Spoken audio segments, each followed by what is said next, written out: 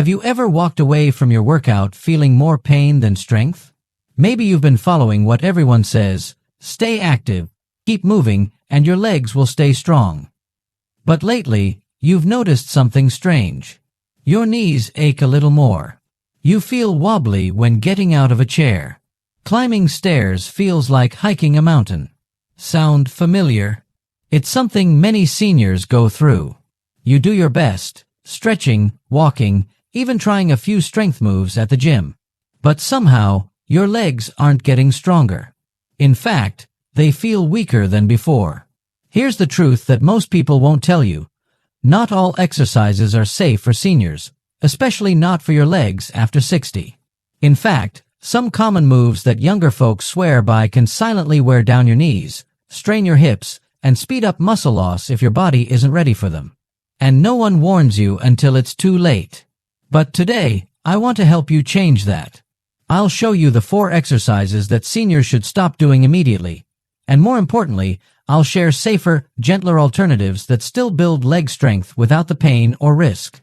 Because after 60, protecting your legs means more than just staying active. It means moving smarter, not harder.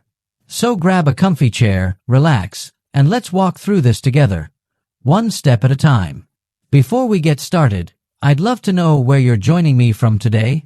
Drop a comment below and feel free to ask any questions you have.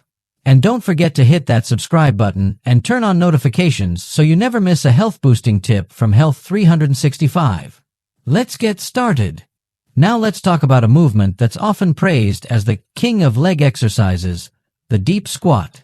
You've probably seen it demonstrated by fitness trainers, athletes, or even younger folks at the gym, sinking low with perfect form and popping back up like it's nothing. And maybe years ago you did it too, without thinking twice. But after 60, your body tells a different story. Your knees, they don't bend the way they used to. Your hips, a little stiffer than before. And your balance, it isn't quite what it was 20 years ago. So here's the thing, when you try to do deep squats at this stage in life, it's not just about strength. It becomes a battle of joint pressure, stability, and muscle control. And if one of those pieces isn't strong enough, it's your legs that pay the price. Let's imagine this for a second. You stand with your feet shoulder-width apart, arms out in front. You begin to lower yourself down, deep into a squat. But halfway down, your knees start to wobble. You feel pressure at the front of your knees. Your heels might even lift slightly off the ground. And just when you're trying to come back up, your thigh muscles aren't helping much. It's your knees, and only your knees, that are carrying all the weight. Sounds risky? It is. Deep squats put tremendous stress on the knee joint, especially the patella, kneecap, and this is one of the first areas affected by age-related cartilage loss or early osteoarthritis. When you sink past a certain angle, especially below parallel, the joint compression increases dramatically. That's a problem if your cartilage is already thinning or inflamed. And the risk isn't just long-term wear. It's also instant falls, strains, or injuries that could set you back for weeks or longer. So should you stop squatting altogether? Absolutely not. But, and this is crucial, you need a version of the squat that respects where your body is today. You don't need to impress anyone with how low you can go. You just need to rebuild strength, safely, in the right muscles, especially your quads, glutes, and hamstrings, without putting your knees in danger. So what's the safer path? Let me introduce you to a friendlier alternative, the chair squat. It might sound simple, but don't underestimate it. You begin by standing in front of a sturdy chair, ideally one without wheels. Your feet are about hip-width apart, arms out for balance. Now slowly lower yourself down until your backside gently touches the seat, but don't sit all the way down. Just touch. Then push through your heels and stand back up. This movement teaches control. It engages your leg muscles without dropping too deep. And if you feel unstable, the chair is right there to support you. Still feel nervous? You can start with a higher surface, like a bed or countertop, and gradually work your way down over time. And here's a small bonus tip. Do it near a wall or keep a sturdy walker nearby the first few times, just to give you confidence. The beauty of the chair squat is that it mimics real-life movements, like standing up from a chair, using the toilet, or getting out of a car. These everyday actions are exactly what keep your legs strong and functional as you age. Now, if you're someone who has trouble even doing the chair squat, that's okay, too. Start with seated knee extensions or assisted sit-to-stands, where you use your arms on the armrest or sides of the chair to help push you up. The point is progress, not perfection. Because here's what I want you to remember. You don't need to squat deep to stay strong. You just need to squat smart. And smart means choosing movements that support your knees, protect your joints, and strengthen your muscles at the same time. Now let's move on to another popular gym favorite, the leg press machine. It looks safe, doesn't it? You're seated. Your back is supported. No risk of falling. You just place your feet on a wide platform, push the weight up, bring it back down, and repeat. Sounds easy enough. In fact, many seniors gravitate toward this machine because it seems like a controlled way to build leg strength, without the need to balance or move around. But here's the surprising truth. For people over 60, the leg press machine can quietly do more harm than good. Let's break it down. When you sit in the leg press machine, you're usually reclined at a slight angle. Your feet are placed high up, and the weights are loaded on either side or beneath the platform. As you push the plate forward, it might feel smooth, but what's really happening? A massive amount of force is being directed straight through your knees, hips, and lower back, often far more than your body would naturally experience during walking, standing, or even squatting. And because you're lying back, there's no way for your core or stabilizing muscles to help out. It's all pressure, going one way, into your joints. The scary part?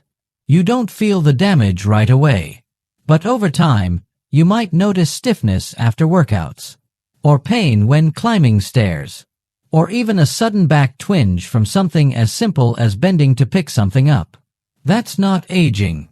That's often strain caused by inappropriate loading in the wrong position. Here's another danger most people miss: overconfidence. Because the machine feels safe, many people, including seniors, load it up with far more weight than their joints can truly handle. After all, you're not lifting a barbell on your back, right? But this artificial sense of security is deceptive. Your knees don't care if the weight came from a machine or a squat rack. They only feel the pressure. And if your cartilage is already thinning or your lower back discs are compressed, the damage can creep in quietly and steadily. So, does that mean strength training is off the table? Not at all. It just means choosing a movement that strengthens your legs through your natural range of motion, not forcing them into one that stresses your joints unnaturally. So what's a better choice? Try Step UPS with support. Find a very low, sturdy step, something no higher than 6 to 8 inches. Stand beside a counter or railing for support. Slowly step one foot up, then bring the other foot to meet it. Then step back down the same way. Do it slowly with full control. No rushing. No jumping. Just steady, intentional movement. This kind of exercise mimics real life, like climbing stairs or stepping onto a curb. And best of all, it engages your legs, glutes, and even your core muscles, but without putting all the pressure into your knees and lower spine. If the step feels too much at first, that's okay. You can start with seated leg extensions using resistance bands, or even gentle mini squats holding onto a chair. Another excellent option: standing heel raises. Hold onto the back of a chair and slowly lift your heels off the ground, coming up onto your toes, then lower down slowly. This strengthens your calves and improves ankle stability, both essential for strong, steady legs. The goal isn't to look like a bodybuilder. The goal is to build real-life strength, the kind that helps you get out of the car, carry groceries, or go for a walk without worrying about a misstep. Now let's talk about something that might seem innocent at first, those quick, bouncy moves often labeled as good cardio.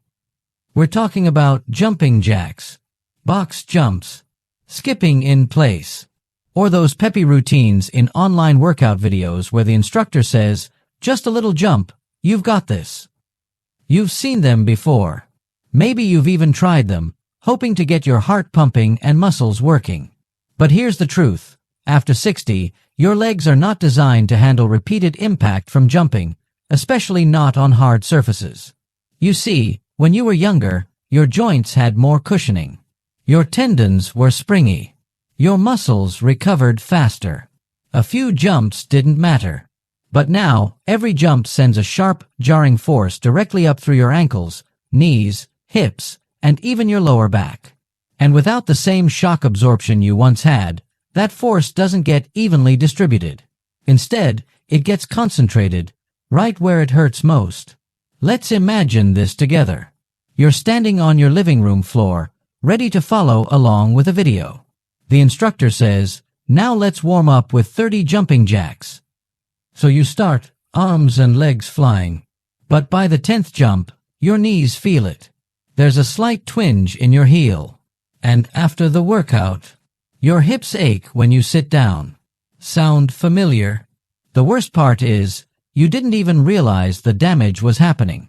That's the danger with high-impact moves at this age. They feel like a good workout, until the pain shows up the next day, or worse, after a small fall or twist that you can't quite recover from.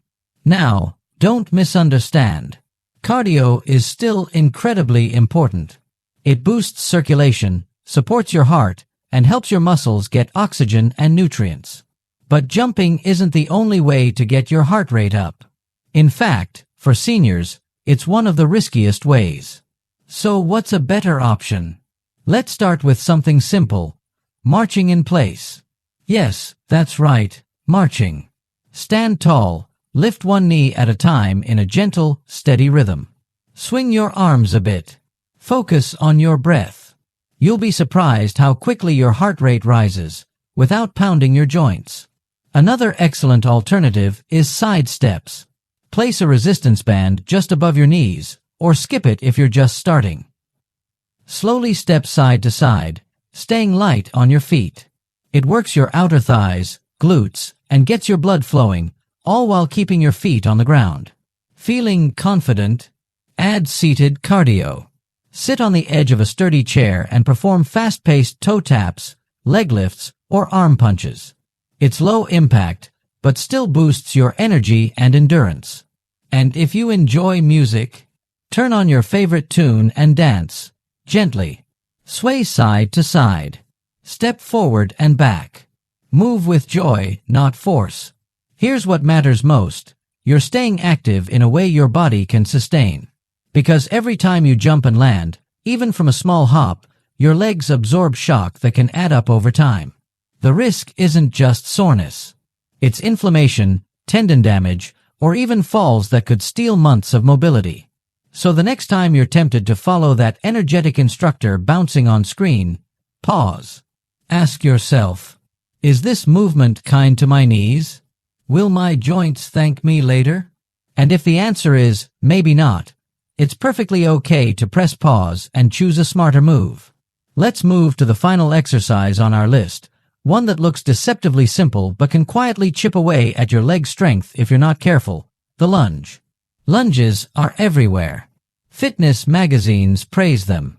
Personal trainers love them. And younger folks make them look so graceful, 1 foot forward, back straight, down and up like a machine. But for seniors, especially those over 60, doing lunges without support can be like walking a tightrope with a blindfold on. Let's break it down. When you perform a standard forward lunge, you step 1 foot far ahead. Your front knee bends. Your back leg drops. Your weight shifts forward. And here's the problem. You're now balancing on 2 narrow tracks, while your body tries to stay centered. That requires strong thighs, flexible hips, stable ankles, good balance, and sharp coordination, all at once. And if even one of those elements is slightly off, it puts your entire lower body at risk.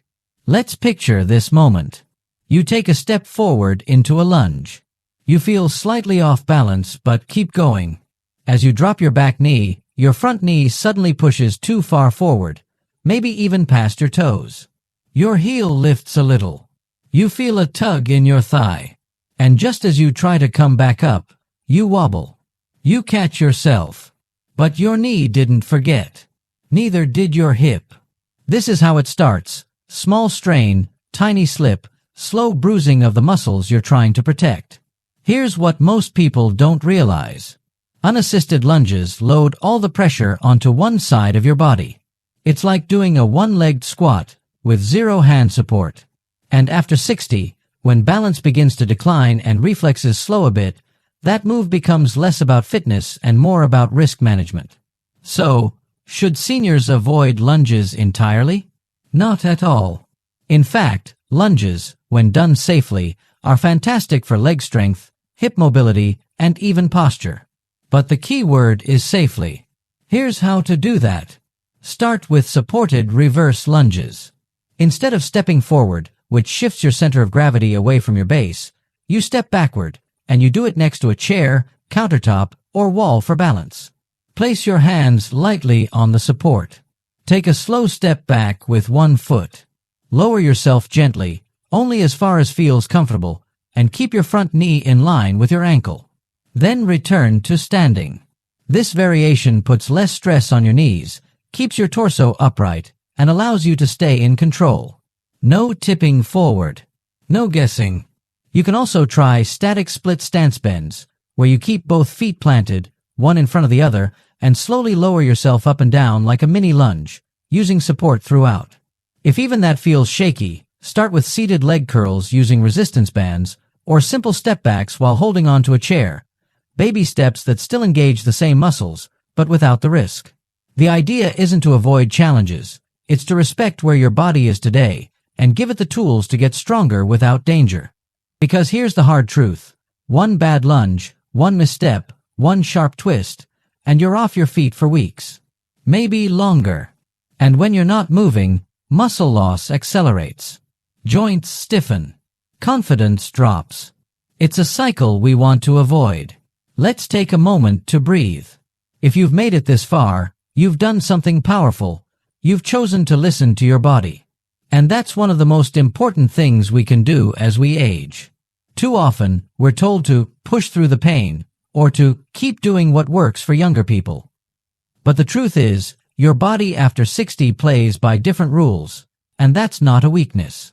That's wisdom. So today, we let go of 4 common exercises that may no longer be serving you. Deep squats that punish your knees. Leg press machines that silently compress your joints. Jumping routines that stress every landing. And lunges without support that risk your balance. In their place, we welcomed gentle, joint-friendly movements, the kind that protect your strength, not test it. Because leg strength is more than muscle. It's the ability to walk into your garden, go up a step without fear, stand tall while waiting in line, and say yes to the world without hesitation. And here's the beautiful part. You don't need intense workouts to reclaim your strength. You just need consistency, care, and the right approach. If this message resonated with you, if you felt seen, understood, or inspired, then we invite you to stay connected. Share your experience in the comments. What exercises have helped or hurt your legs after 60? We believe that every day is a new chance to feel stronger, live wiser, and age beautifully, one smart step at a time. Your legs still have miles to go. Let's make sure every step feels steady, strong, and full of life.